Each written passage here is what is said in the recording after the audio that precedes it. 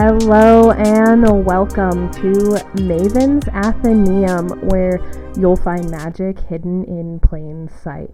I'm your host, Maevyn, and I'm so excited that you're here with me today.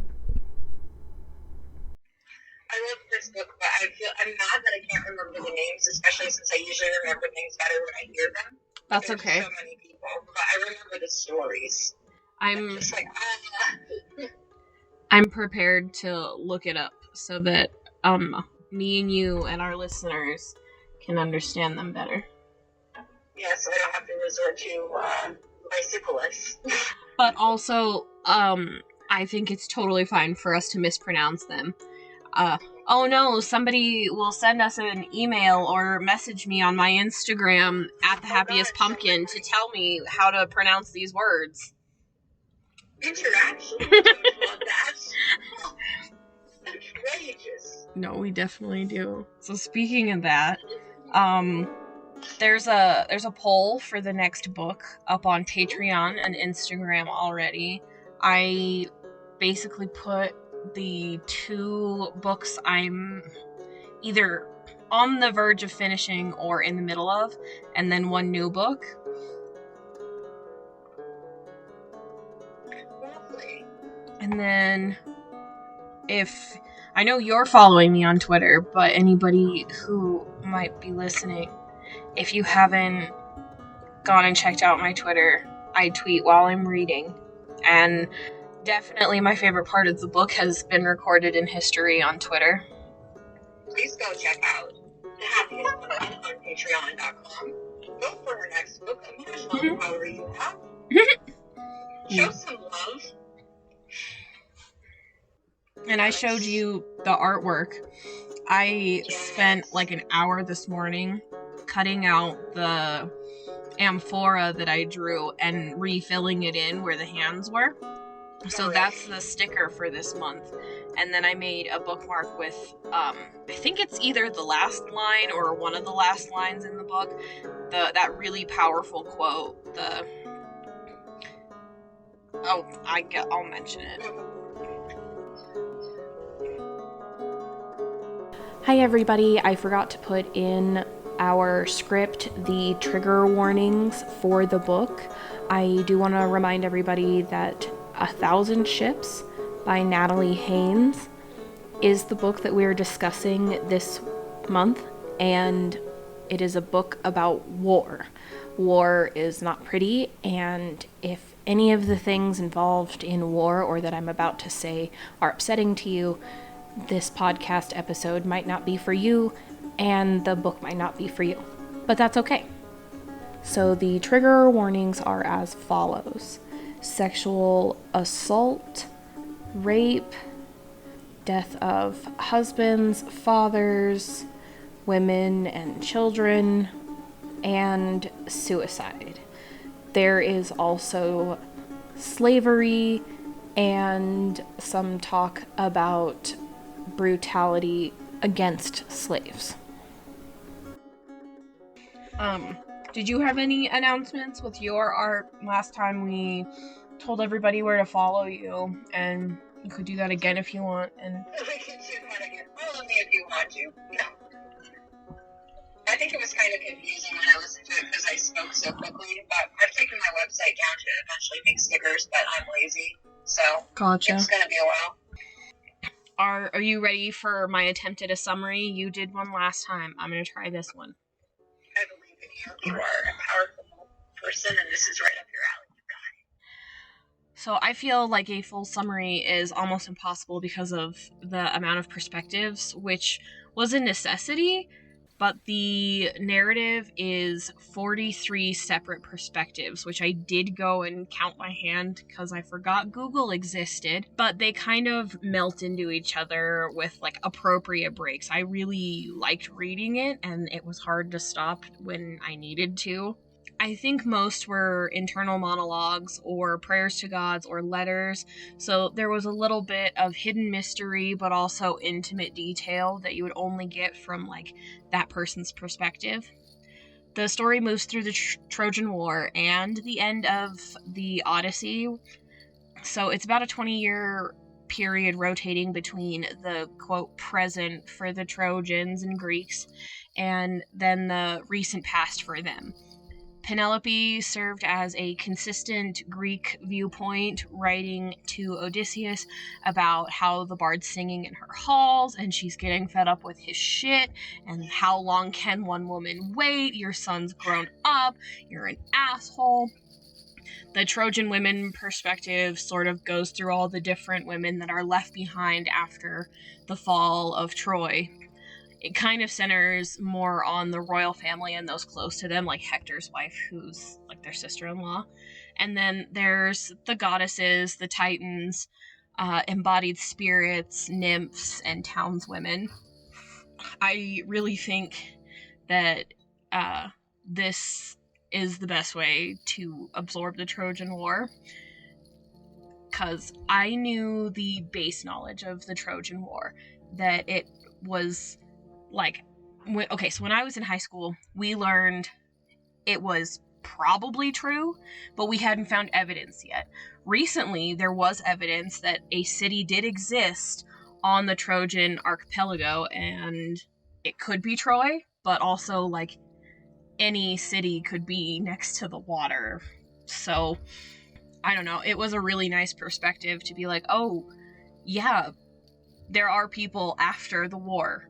There are other people who suffer who aren't just, like, the soldiers in the trenches, like you were saying with your World War II narratives, that, like, it affects more than just one part of the story. Oh, and the quote that, how did we decide that we were gonna pronounce her name? Calliope, Calliope, Calliope when the author read it, so that's what I'm going. Alright, we'll go with Calliope. Okay, so Calliope's quote at the very end that I put on the bookmarks is, "A war does not ignore half the people whose lives it touches, so why do we?" And when I read that, I was like, oh my god, profound, yes. This book blew my mind. Yeah, I thought it was especially powerful because of how it put in personal perspectives. And, well, like you said, I consume a lot of World War II novels, and that's partially because when you look at history and mythology, by the way, like, the definition of myth doesn't mean something is untrue. It's typically just an event where there's like a historical event with people explaining some, like, natural or social phenomenon, so something that involves supernatural beings or events. It doesn't mean it's untrue. And I suspect there probably was a real city of Troy, and there definitely was some sort of event. It's like explaining the unexplainable. Like, before we could grasp science, like, you know, birds flying. Oh, well, the wind god's carrying them. It's just one of those things where typically we hear the word myth and we say, oh, that's just myth. But the technical definition of a myth typically means it's just an event that has some fantastic belief behind it, whether it's true or not. But I like to own the realism that putting in the perspective of not the soldiers, but the other people affected into it. Like, it made it very relatable to other war narratives that I've read. And I thought that was a very powerful thing to do. And there was another one that I remember standing out. I don't remember exactly what it was, but it said something about men lose their lives in a war, and then the women and children lose everything else. Mm-hmm. And I thought that was very powerful. There was a line like that in the book that I repeated back to Robert when we were talking, that, you know, it was something along the lines of, yes, men defend the city and they're doing their duty that way, but what happens when they die? What happens to their women and children? They're left defenseless because their defender has died. So many times throughout this book, you kind of wonder, I suspect that the fate of the survivors and the defenseless women and children is worse in many cases. I remember there was something else that was talking about people who survive wars and become victors. I don't remember exactly what it was, have trouble living with peace afterwards. And that to me was interesting as well, because it does change people. And I know that a lot of World War II veterans, because this is the only thing I can really relate it to, don't talk about their experiences, and they have to live with things afterwards. And it does change people, and peace is never really complete peace for them. Mm-hmm. But yeah, it was an incredibly powerful book.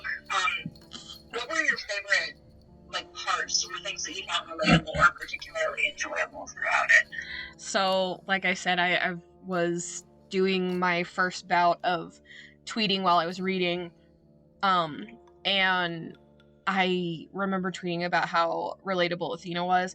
I always resonate with the Athenian archetypes when she's presented in media. And when I got to the chapter with the goddesses in it, I was like, okay, I'm always open-minded about what the Athenian archetype will be, because everybody sees the gods and goddesses in different lights. And even though I worship them, that doesn't mean that I have to like how an author portrays them. But this one was spot on. She gets down on Paris's level and goes, okay, you've heard the other two's offer. We're all standing here in front of you naked. I can give you, and then her owl lands next to her, and he goes, is that your owl? No, not my owl! You cannot have my owl! Like, I screamed. I was like, that's me. That, like, without hesitation, that is me. I'm enough... it has to be a neurotypical trait. My whole family will validate it, that my stuff is my stuff. You don't touch my stuff unless I tell you you can touch my stuff. Oh, I felt that in my soul. And then how she backtracked and was like, I'll get you a different owl if you'd like. And he's like, no, I'm good. He just genuinely wanted to know, like, there's this freaking owl here. Is it yours? Like, that's tempting, admittedly, but... I just... okay, so I think you told me a little bit about what you liked. Was there anything that you disliked?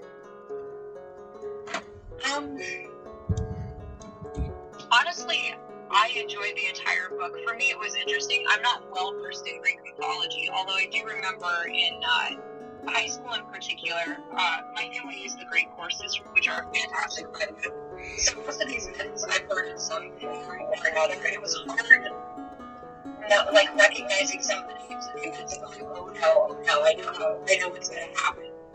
Like, I knew that Hector's wife would survive and that her son would be killed, even though he was just a baby. That reminds me, because I love babies. Wait, you knew that was gonna happen? I knew that was gonna happen. I knew that from, like, the courses and stuff. I'm like, I know he's not gonna survive. Maybe they'll change something in this book, but no. No, I seriously had hope. I was like, she's making a good case. Like, she really could go raise him up in the mountains to be a sheep herder and, like, just never speak a word of it. And, like, the Greek being like, no, he'll put two and two together. Have you met men? But it's like with all of it, it's like it was just enough to remember to, like, oh no, I know that people are gonna die. And I think it was the priest moment, because I don't know if I'm saying his name right, where he's the one who's like, no, you gotta burn that horse, we're not bringing it into the city, you have to charge the horse outside. I remember from my Latin class, we had to, like, read a passage where he was killed by snakes. I was just like, oh, what's gonna happen here too? So I think the worst part about the book was knowing that there were going to be so many unhappy elements in it, but that didn't necessarily mean it was unenjoyable.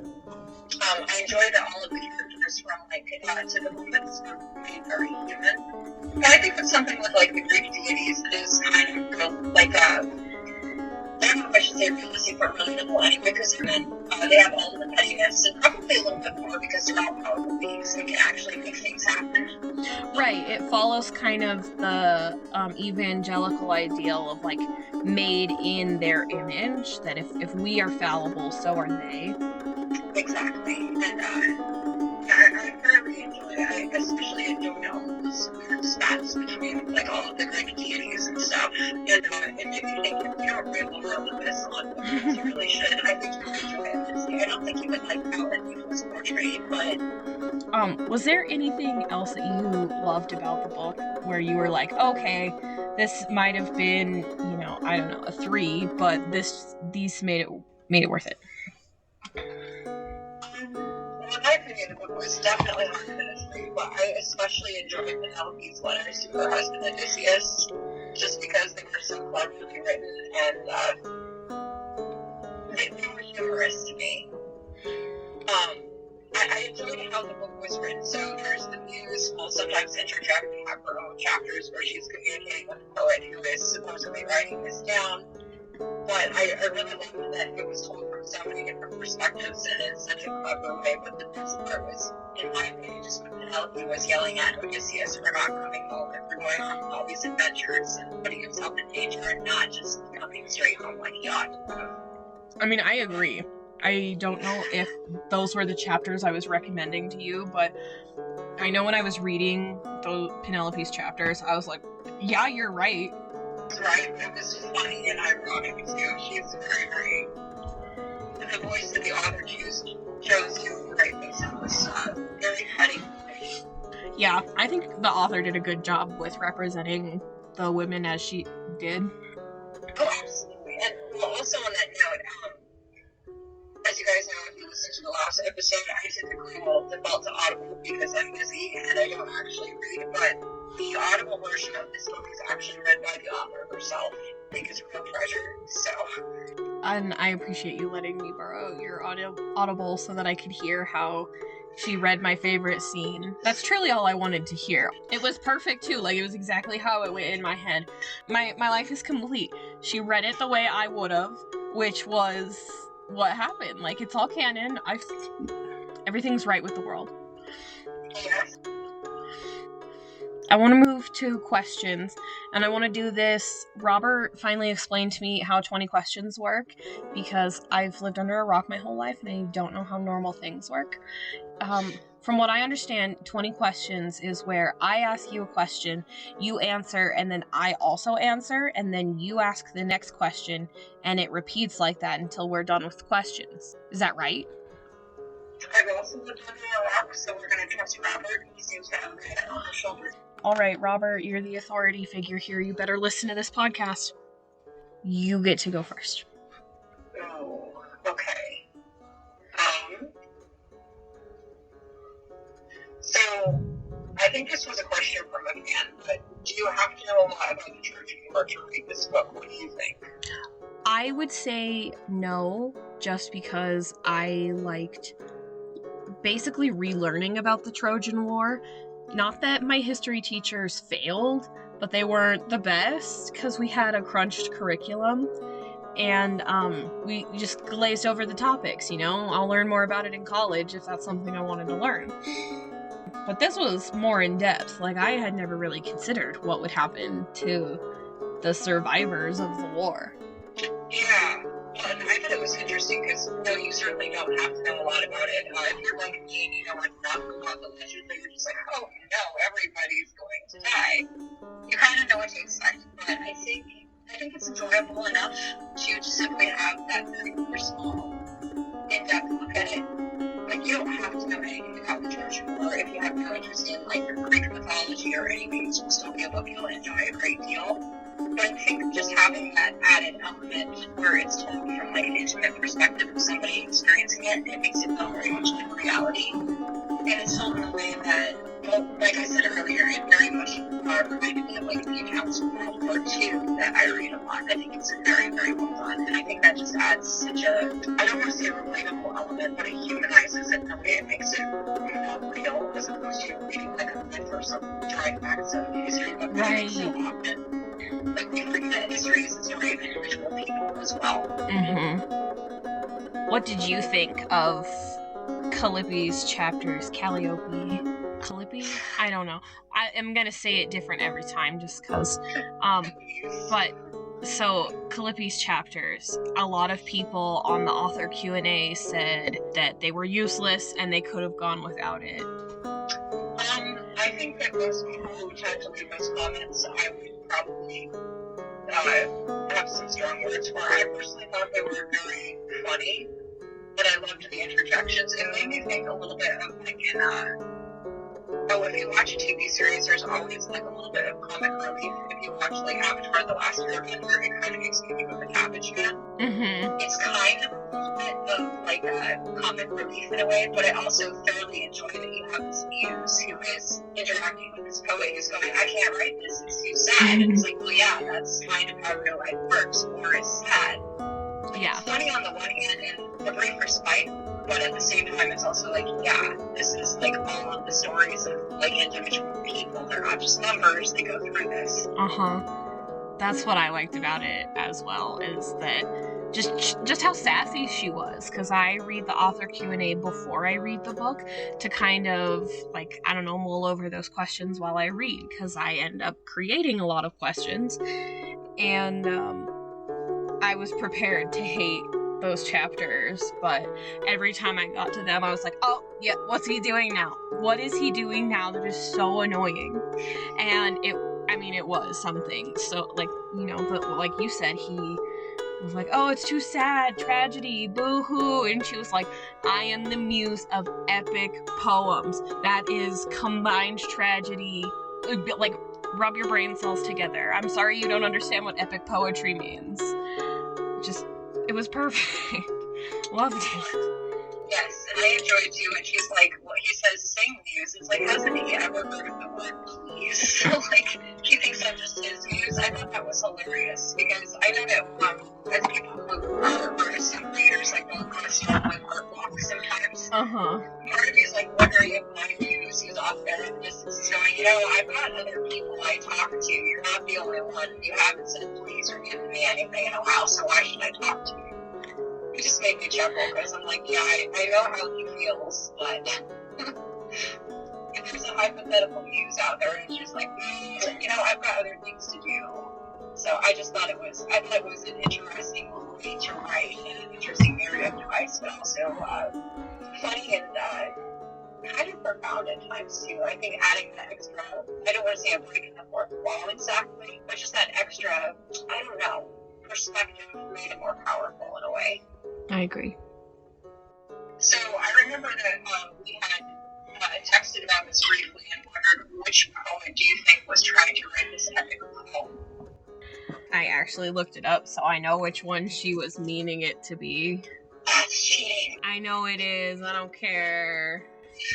I ruined Game of Thrones for myself this way. It's how I will be till the end of my days. I mean, to be fair, I cheat sometimes if I get anxious in a book, and I'll, like, skip ahead a couple of chapters and check the pages until I see the name of whoever, just to make sure they're still alive and they're not dead, So since I cheated, do you want to answer the question first, and then I'll tell you if you were wrong? Well, I'm pretty sure I'm going to be wrong. I thought about this for a long time, and part of me wondered if maybe there is no specific poet. Like, part of me is like, well, it's got to be Homer, or like one of the big ones that we know. But at the same time, the stories of, like, the women and children was untold for the most part. So part of me is like, what if this was a poet who doesn't actually exist? Maybe this is somebody who is made up because we never got that extra perspective. That's what I thought. A real poet. I was like, you know, she's telling us how, like, or maybe it wasn't Calippi, but, you know, poems get lost to the ages, and the surviving epics we have are just that, surviving. So maybe, yeah, these ones got lost. But I did look it up. It's Homer. I'm not surprised, but also I'm just like, all right. Okay, all right. Who do you think was truly more heroic? Hector, the defender of Troy, or Oeno? Winoni? It sounded like Winona Ryder, but because I looked it up. Winone. She's Paris's wife, and she does. So Hector is the Trojan defender. He's one of the sons of Troy, one of the multiple, and he's, like, supposed to be the rival of Achilles, but when he falls, his body gets dragged around the walls, but he is one of the, like, sole defenders of Troy, and people paint him as a big hero. But then there's also Paris's wife, whose name I'm gonna butcher again. She fell in love with him when he was sent from the city to grow up as a sheep herd, and gave him a son, and then he just decided, deuces, my lady, I'm gonna go confront my dad and be like, yo, why did you abandon me? And she's like, he'll walk it off, he'll get tired, he's not gonna want to walk all the way down the mountain and then all the way up the citadel, he'll turn around and he'll be back by dinner. That's not what happens. He gets whisked away to do the judging for the apple, and then is given Helen. and like comes back with his dying breath, and she says, no, fuck you and die.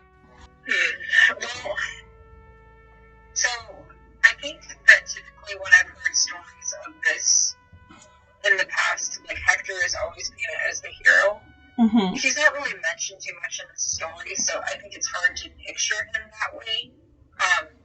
Because it's mostly we just hear about the stories of his death. There's not too much emphasis on him, because one of the things that I think is so interesting about the story is it's pretty much told, I think, exclusively from the perspective of women.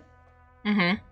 So we don't really get too much about Hector beyond, like, his grieving wife and mother and all of that. So I think it's hard to look at him and say, oh yeah, definitely hero, because there's simply not as much information. So I feel like by default, since we get more of a female perspective and things, I would have to say that, we're just gonna call her Winona because I suck at names. It's sad too, because like they were read to me by the author herself, but there are so many perspectives in this, and they're unique names that I'm just like, right, don't know who that is. I remember the stories, but not the names. I would have to lean more towards her simply because it's not. Hector isn't really talked about as a hero beyond like what the male soldiers say about him. Yeah. Like he just isn't depicted that way. I don't know. I would pick Hector because, like, traditionally that's what a hero is, but I don't actually know, like, the full comprehensive definition of hero. I don't think what Winona did was wrong. I just think it wouldn't be classified as heroic. This was a question that was posed in the book, actually, not something that, like, I mean, I guess I pulled it out of thin air, but in the book it kind of presents this question, like, people say that Hector is a hero, but what about me? I think was in her chapter. And, like, I don't know if I see that as heroic, just more of, like, I'm setting a boundary, and, like, I don't care that my dad let you in. You suck. You abandoned me. Oh, you want to come back for literally everything I gave you? Well, it sucks to suck. The only reason that you're able to come here is because I didn't want to move. That's valid. I kind of wonder if maybe the definition of a hero is somebody who sacrifices themselves to hopefully save others, in which case I would agree that Hector is definitely more heroic. I think it's gutsy and admirable that Paris's wife would say, nah. I would call her brave or admirable rather than heroic, if that makes sense. Hector didn't necessarily succeed, but he was brave and he tried. So I think in that sense, yes, it's just there's so little about him in the story, really. But it's like in this particular narrative, it's kind of like, I don't know. That's a fair point.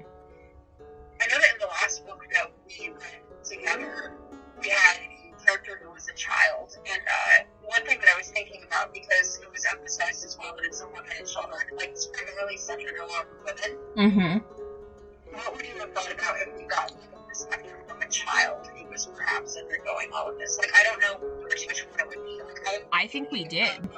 I think the princesses of Troy were under 20. That's true, but the one I'm thinking of is the youngest Trojan prince who was murdered. I would have been curious to know, like, what happened to him. And it's like, I don't think we necessarily needed it, especially since it's a feminist-centered novel. But part of me wonders about if we had the perspective of a child, I wonder what his experience would have been like, because we know what happened to him. Uh-huh. But you want to know, like, more of the intimate details of, like, the perspective of what happened to him. I think it's so much of his entire family, and it's like he survived so long, and as a child, he wouldn't necessarily know what was going to happen to him. And that's something where there was a book I read about, again, it's a World War II story, but it's called Young Folk. I don't remember who the author was, but it was about a young boy growing up in World War II Germany, and they have such a different perspective. It's almost a Tom Sawyer sort of narrative, because children, that's their reality growing up. Everything that happens to them is just told from a unique perspective because it's the only reality they really know. So I think it would have been interesting if she had done something which is a little bit like one chapter from what was happening to him. But I think it's also a very hard perspective to tell if you're not somebody who habitually does that, or I think it would be more of a challenge, but I would have been interested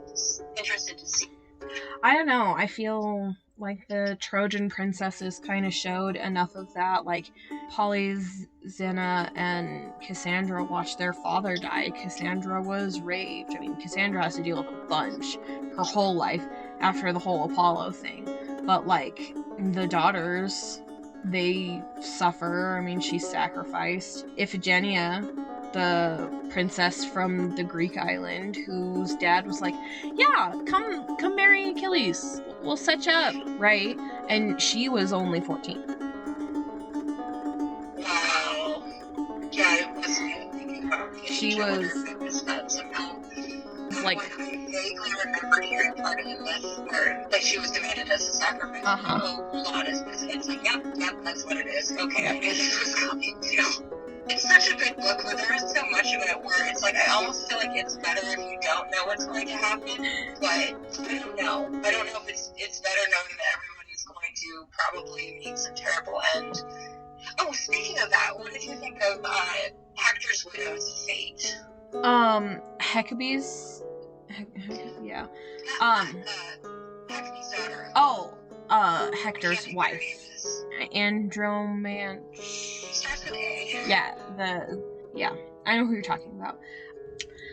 I don't know, part of me, I caught myself saying, oh, well, like, at least she had a happy ending, but it really wasn't. Like, she was happy with Hector. She felt safe and, like, lost her family and found a new one, and then it got taken away from her.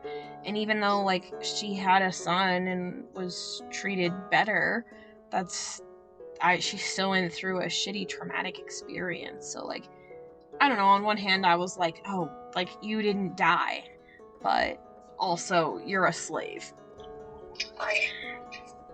I had trouble with that as well, because I was trying to decide, and it's like, on the one hand she does have a form of happiness, but it's not really complete. But at the same time, I think when horrible things happen, and thank God I've never lived through a war or anything like that, it does break and change, but at the same time, she kind of gives, I don't want to say a feeling of hope exactly, but it's kind of nice that she has sort of a happy ending. It's not perfect, and it's broken and then rebuilt, but it's like, at least somebody has something in the end, but it's still not truly happy exactly.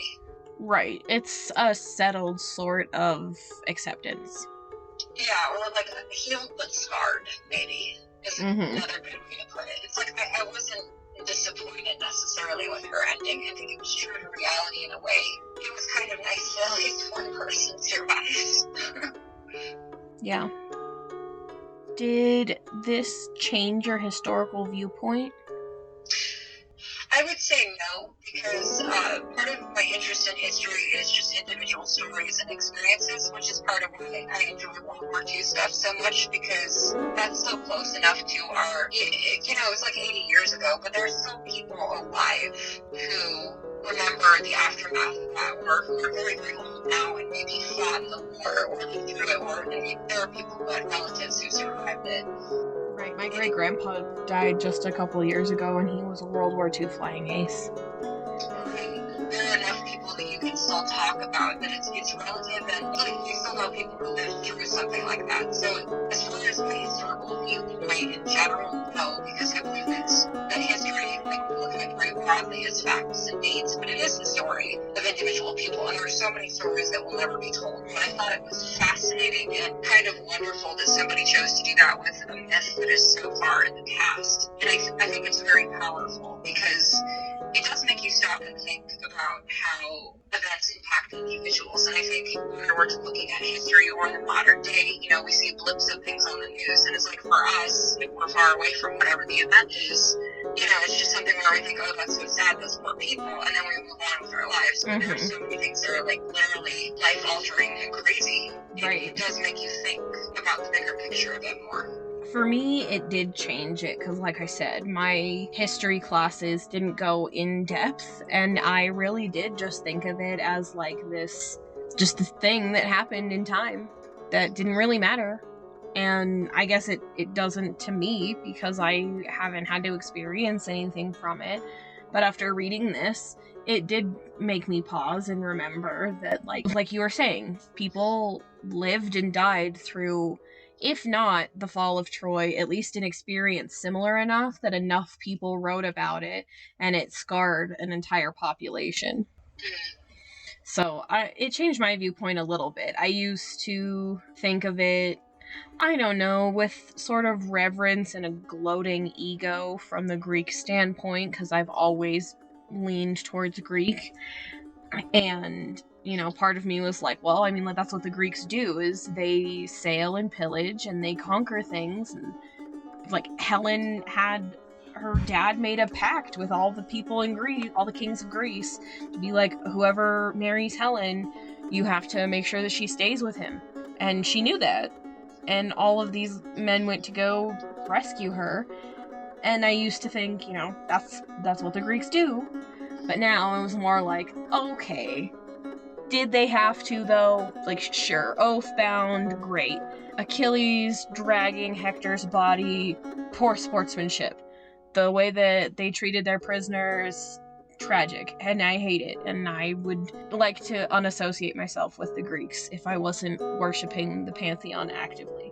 It really changed how I thought of things. Like, there's not really a good or a bad side on war. Odysseus made a really good point that they were oath-bound. They were doing what was expected of them by their great king. And it's just his thing in life to be ruthless and cunning. And that if they didn't want to be pillaged and sacked, that they should have handed over Helen. But then I agree with the Trojans that, like, they should have just left him be. Helen wasn't going anywhere. Nobody was going to make her do anything against her will. She needed to leave of her own volition.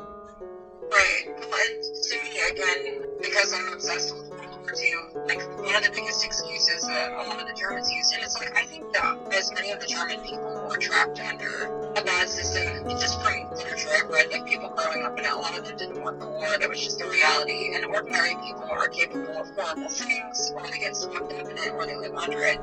It's complicated, and it's one of those things where people always say, I was just doing my duty, like, or following orders, and it's like, that's true, but at the same time, it's like, you have an individual choice. So it's one of those things where you're like, yeah, but also, did you really have to do that, though?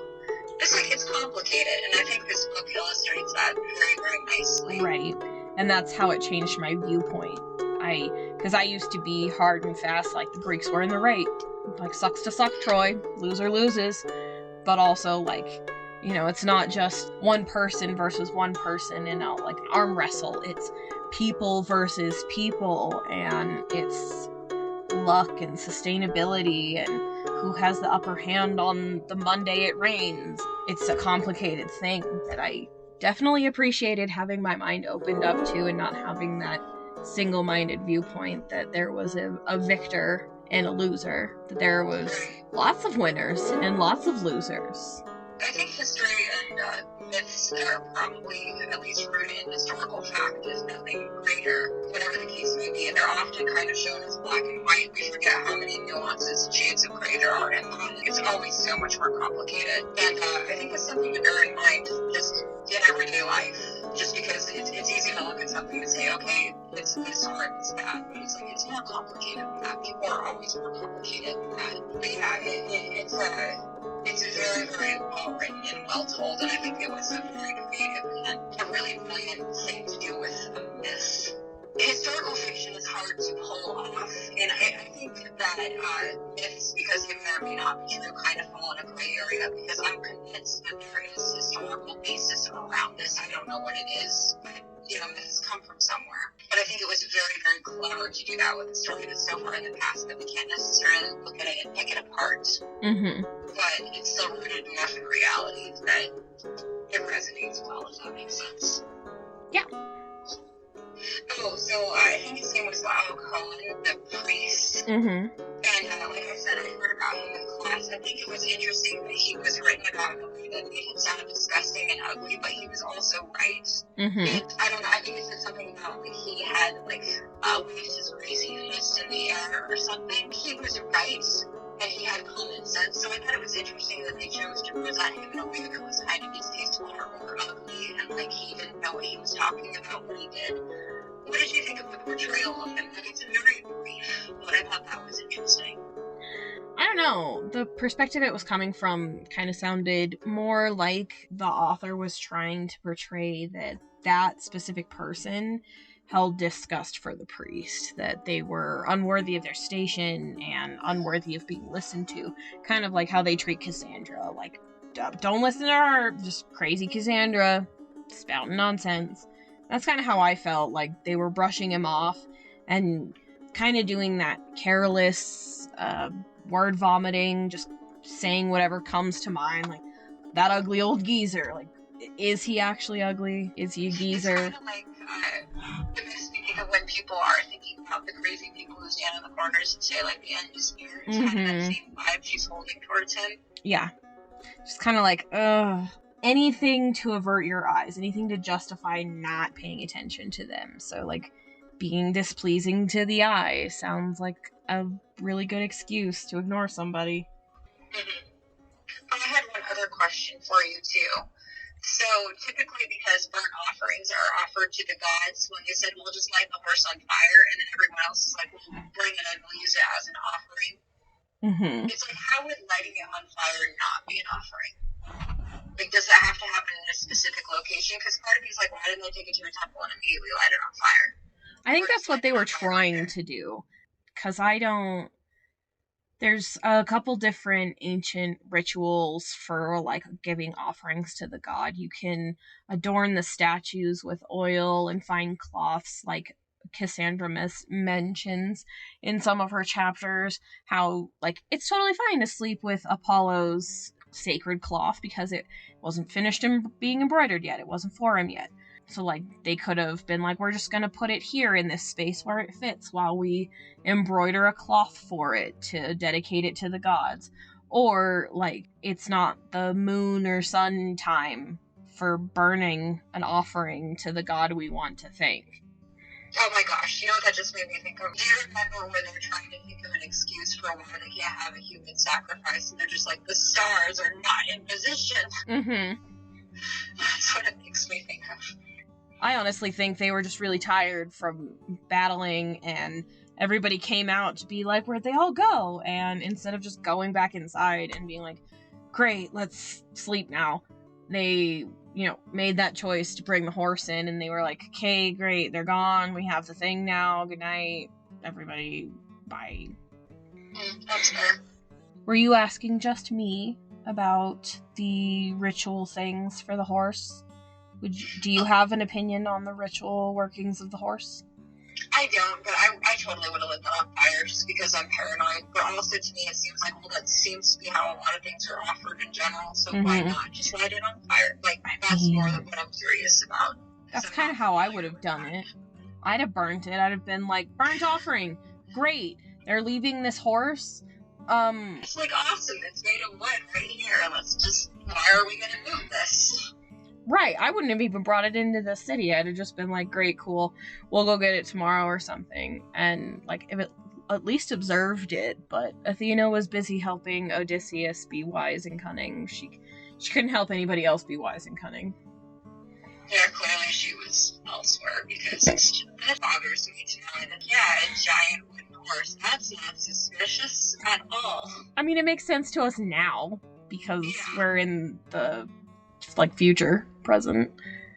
I hated that, I don't remember what his name was. I just remember it was described as, like, it sounded like the hissing of snakes, and it started with S. Like, the Greek who allegedly was going to be sacrificed, and he had this sob story about how the horse was left behind as a sacrifice. Like, oh, yeah. Oh, that guy. Yeah, the guy who gets left behind is, like, the red herring. Like, I was supposed to be a sacrifice, and I ran away. Like, well, the worst part is, I know that I don't think I'm always a kind-hearted person, but I try to be. It's like, I don't know if I would have just trusted him, or if I would have been like, you poor thing, and just believed him. I mean, you could do both. Is like, how do you know that? Like, put him in shackles. And put him in a cell. He's not gonna hurt anybody in jail. That was the thing that bothered me in part so much, because part of me is like, come on, guys. But I'm also like, okay, but I probably would have believed him, because I don't know, I would have believed the best. But it's like, what would have been so wrong with, like, leaving the horse on the beach for, like, a week? It's like, you think that, I don't know. It's just like, I would sleep on it for a couple of days and see what happened. Just give it a break. So this was something that I learned brand new when reading, but did you know that Helen was a demigod? I had no idea, but it makes so much sense because I remember thinking, alright, it's a mortal woman, who cares? Because you have all of these beautiful goddesses and supernatural beings, but it's like if she's a demigod, then it makes sense that she's so incredibly irresistible to everybody. Right. It's like, okay. That's that the holds only water a little thing. bit better. That's the only thing that she has from Zeus, is the ethereal beauty and seemingly unending longevity. Like, one of the myths of her is that, like, she has a youthful, eternal beauty. Like, she doesn't age, and she is just beautiful. Once the book reminded me that Zeus turned into a swan to seduce Helen's mother, it made so much sense that she would be irresistible and, like, obviously cause chaos because of existing. Yeah, and just from how the author read her, I don't know what I think of Helen. I don't hate her. I do. I know you do. But to me, it just sounded like, it's like, okay, if you don't choose this quote-unquote gift you have where you're incredibly good-looking, and I think if you've ever been attracted to somebody who just seems very, very nice and sweet and perfect, like Paris appeared to her, part of me was like, I totally get it. Like, falling for someone who turns out to be nothing but trouble and causing all of this war. And it's like, I don't We know both get that. Yeah, I mean, it's like, oh, gee, that's relatable. And I hate that with the burning passion. But also part of me is like, well, and part of me is like, I don't necessarily hate Helen. And the way that the author read her, she's just like, look, I'm literally just answering your questions. Like, I don't know what you want from me. You can hate me if you want to, but, like, come on. I wanted you to leave my goddamn fucking city 10 years ago, Helen. Get out! Yeah, and the thing was, too, like, she kind of pointed out that Paris was sort of a spoiled brat who got everything that he wanted. She's like, well, who could deny Paris? And it's true. Because they're like, literally nobody ever denied him anything. And we all know that, like, spoiled, perfect little boys who are never told no tend to cause a lot of problems for people. So it's like, I don't know. It was different because I remember always hating Helen in theory, but the way she was in the book, part of me is just like, well, you don't choose how you look. And it's like, I think free will is definitely a thing, but it's like, if you're madly in love with somebody, even if it's a crazy mistake, I mean, to me, it's kind of like, all right, I don't hate her as much because she's relatable in a way, but also not full of herself, if that makes sense. She's just kind of like, right here. She's playing with the cards she was dealt. Yeah, and it's like, I don't hate her. She's just like, well. I just wish she would have left Troy sooner. Get out. It would have been nice. It would have been nice for everybody in the city, literally. But at the same time, like, part of me wonders because, like, she was quote-unquote given to Paris by Aphrodite. It's like, okay, you have divine beings playing with your fate. What would happen to her if she'd been like, oh no, screw this? But it's like Aphrodite herself is so incredibly irresistible. I loved the way that they wrote about her, by the way, and how, like, I think it was Athenaeum, like, when she was talking about how she despised Aphrodite, but at the same time, like, she knew that she'd have to give in to her if she pouted or threw fits and stuff like that. Like, she's irresistible. Helen is described as kind of having a similar effect, just because it's like, even those who don't even like her kind of crave to be around her. It's like, I know that, let's say Helen was a real person and had a personality and preferences and stuff, she might not want that. It might just be literally exactly the way things are. And it's like, if you can't do anything about it, admittedly, you can either play it up, which it doesn't sound like she did exactly, or you can just kind of exist with it and be like, yeah, this is how it is. So, I don't know, I thought it was an interesting way to depict her, because I thought she would be very prissy and spoiled, and more than anything, she's just like, yeah, well, here's how it is. You hate me, too bad. Can't do anything about that. Oh yes, were there any pirates in this book? No, there weren't any pirates. Did you want there to be pirates in the book? Oh, every book is better with pirates. I mean, you could argue that the Greeks were pirates. I mean, they sailed in ships, and then they plundered, and they stole gold, and, you know, made everybody's life hell, and then burned things down. But that sounds maybe a little closer to Vikings. I don't know. Pirates pillaged and plundered. Pirates, but it's more. I don't remember what course it was, but there was some old joke about, like, I think it was a Roman thing where they said that if you sent, like, the Roman guard with an unlocked chest full of gold coins somewhere, like, he was supposed to escort it safely. Mm-hmm. Like, it wouldn't need to be locked. Every single coin would be in there. It's like if you sent a Greek, it could be, like, locked up, chained up. The chains could still all be on it, and you would not find the Greek or the gold by the time it reached wherever it was supposed to go. Odysseus. Right. What did you think of Odysseus' character, by the way? I mean, I definitely see why Athena likes him. Really do. Right. That's also, the gifts that she gave him in the myths, that she gave him the cleverness and the wit, and that he was just using it so expertly that she was attracted to him, not in the, like, sexual way, but, like, I want to see where you're going with this. I kind of enjoyed him too. Like, he's very much an anti-hero character. Like, yes, he's a hero, but he's also clever and unconventional. I liked how he helped Hecate with her revenge. Like, yes. I'm gonna... Here's your old friend. No, she's not mad at you. Hecate comes out of the tent. Die, you! And then, just thank you so much for helping me avenge my sons. Yes, and I think that was partially why I enjoyed Penelope's letters to Odysseus as well, because she's tested him for one thing, but she also knows him and loves him, and you can tell it. Mm-hmm. She's furious with him, and she knows him very, very, very well, but she also, like, she's exasperated by him, but she also loves him very much and just knows him so perfectly, and I thoroughly enjoyed that. And I know that from the stories, they eventually are reunited, and there's a quote-unquote happy ending. Part of me is like, why'd you go off adventuring for 10 years, you dork? But his midlife crisis. Are you ready for the last and final question that I won't let you not answer? You have to pick a side. Sure. All right. So Polyxena, Hecate and Priam's daughter, who I would presume is the eldest. She is her mother's caretaker and sort of the strong figurehead. She pulls her shit together when Cassandra kind of loses it. She gets taken away and is gifted to, I think it's Achilles' son. And she sort of realizes what's going on right before it happens and accepts it. And her reasoning is that it would be better to be dead than to be a slave. What do you think?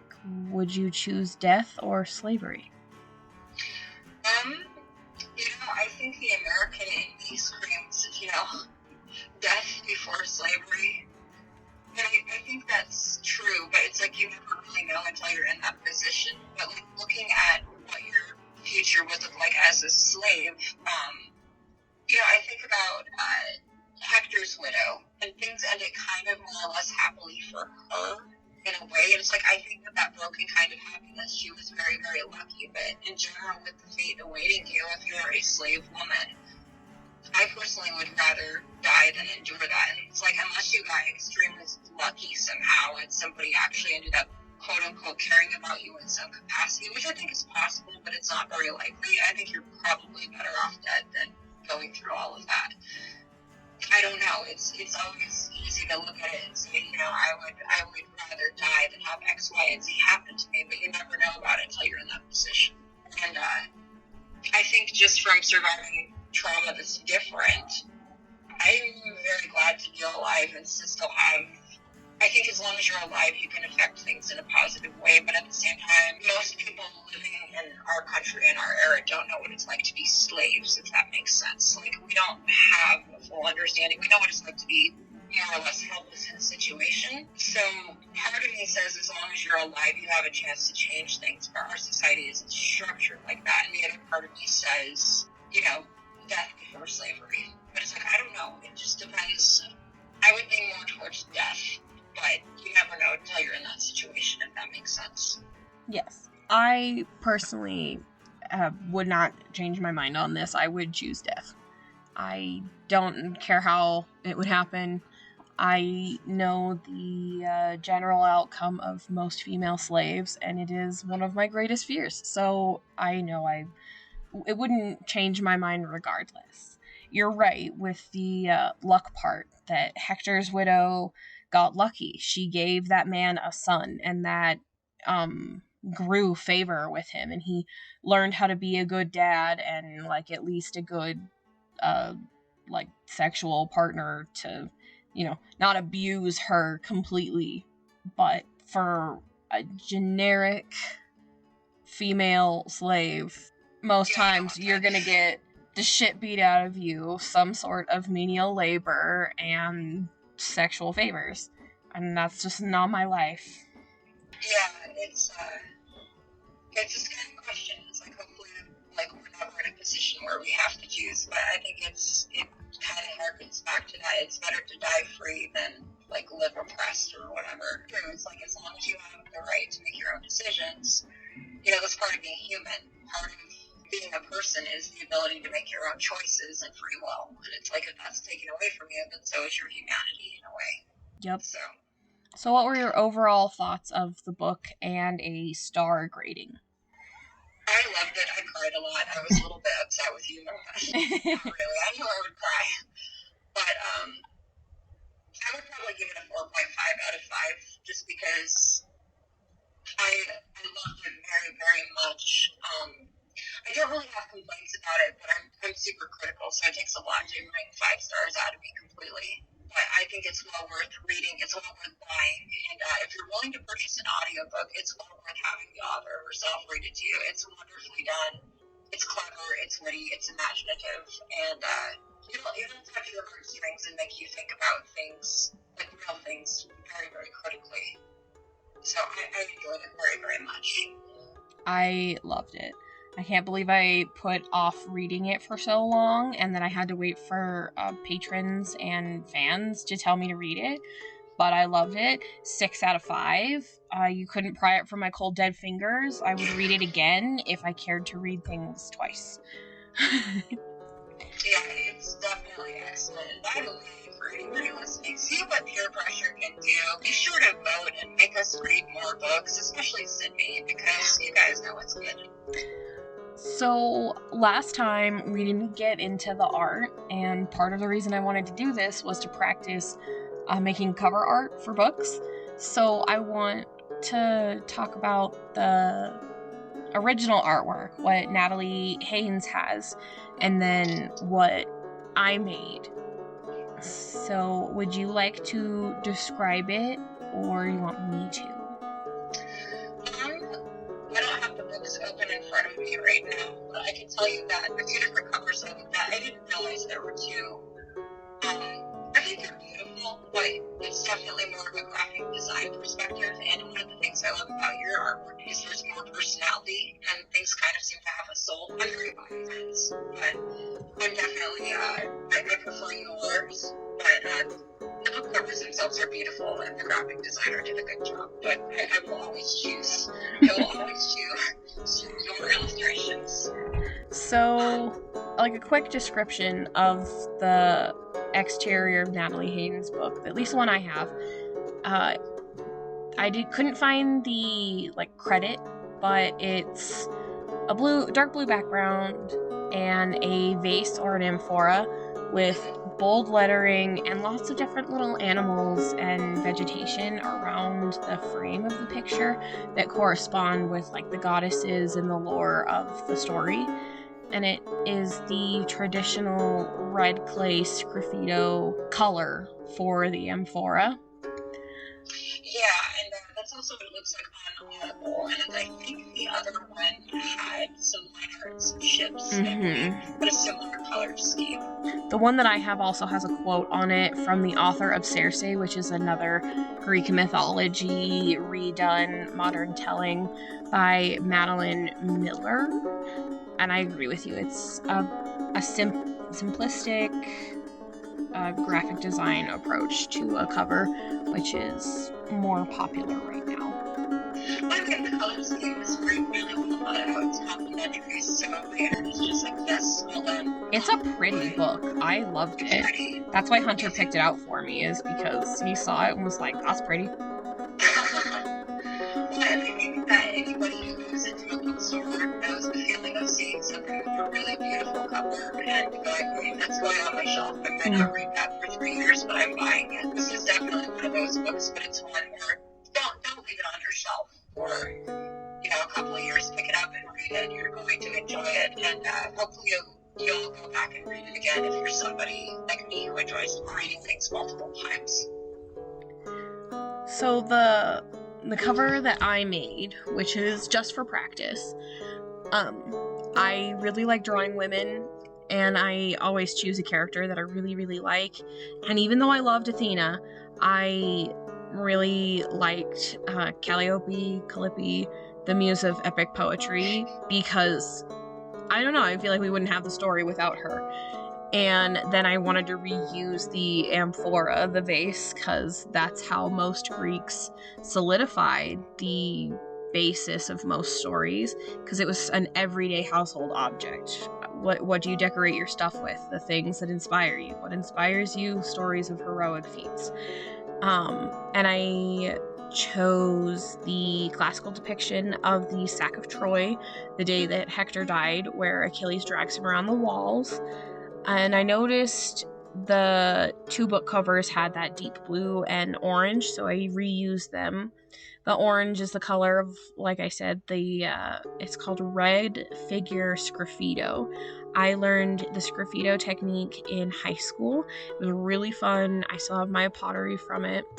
And then I used the classical painting of Calliope and the other muses assembling to get her hair color and the color of her peplos, or her tunic.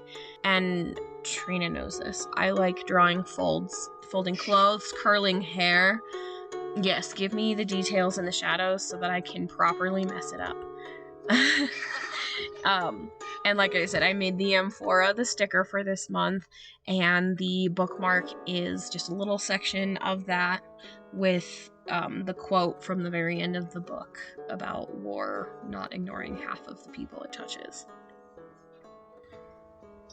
I definitely enjoyed seeing your illustration, and I was hoping that it was the muse that you had drawn. I assumed it was, but I liked all of the tributes to the original cover art, but also the personal spin that you put on it. And yours is better. I'm not just biased. I mean, I am, but it really is better.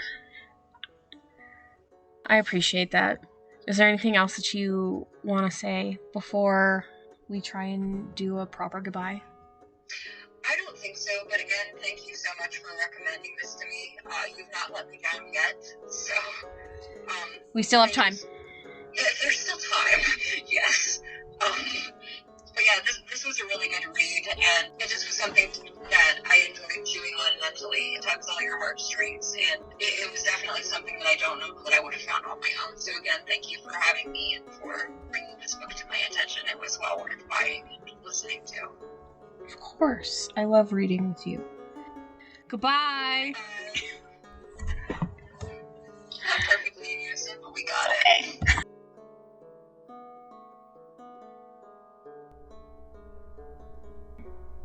All right, well, that looks like everything that we had time for today. Thank you so much for listening. If you liked today's content, please give us a like, a comment, and maybe a follow or subscribe. I'm on Patreon, Twitter, and Instagram at The Happiest Pumpkin. If you have any recommendations, please submit them via Patreon or emailing me at maevynpage@gmail.com. That is maevynpage@gmail.com. Thank you so much, and I hope you find some time to read.